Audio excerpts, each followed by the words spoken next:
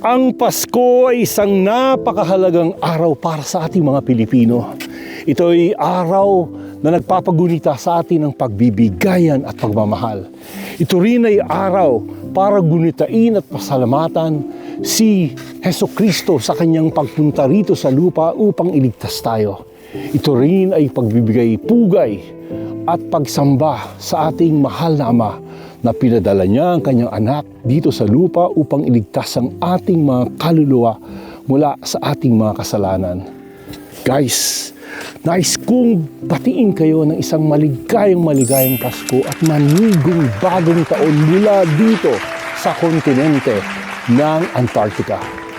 Isa lamang itong pangarap ng isang paslit na bata na nakabasa ng isang aklat nung ako ay mga 6 o 7 taong gulang, na nabasa ko na ang isa sa pinakamahirap puntahan na kontinente ay ang Antarctica. Hindi ko akalain na ang pangarap na yan ay magiging isang katuparan ngayong araw. At dahil dyan, nais kong pasalamatan ang aking mga magulang, ang mga tao na nagbigay sa akin ng iba't ibang pagkakataon sa pag-aaral sa eskwelahan, mga scholarship para makapaglakbay sa ibang bansa, nagtanim ng mga pangarap sa aking isipan upang tuparin ang iba't ibang adhikain at maging matatag nang sa ganoon ay lakbayin ang mga lugar na hindi ko akalain ay malalakbay din pala.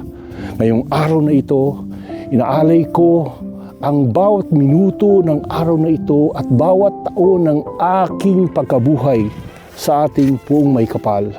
Dahil sa Kanya ay nagkaroon ng kahulugan ng aking buhay hindi lamang sa pagiging guro, kundi sa pagiging manlalakbay ng iba't ibang bahagi ng ating daigdig. Alam ko na hindi ko ito magagawa ng sa sarili ko lamang. Ito ay nangyayari sapagkat palagay ko ay hindi lamang ito blessing o oportunidad, kundi dahil may misyon din na inihatang sa akin na tuklasin ang iba't ibang bahagi ng mundo at iba't ibang aspeto ng buhay sa mundong ito.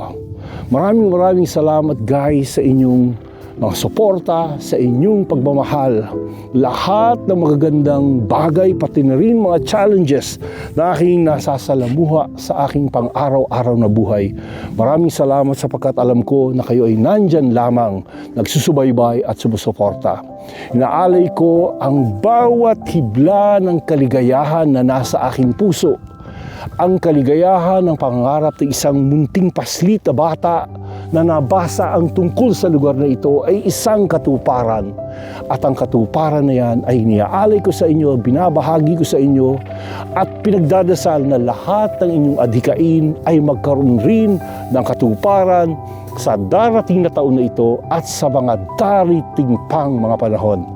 God bless everyone. Again, a very Merry Christmas and take care. Happy New Year.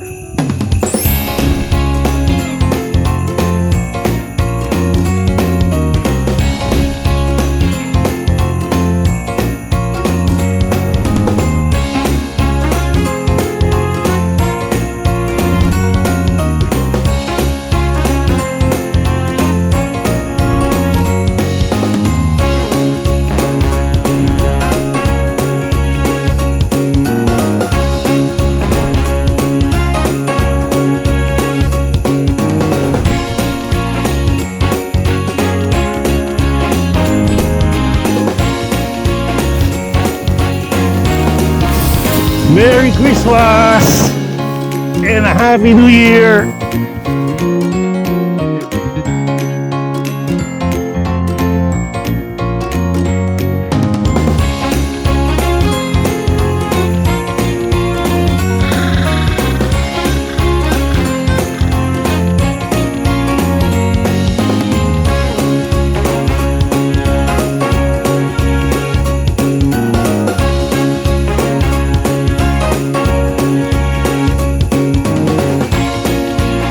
Yeah!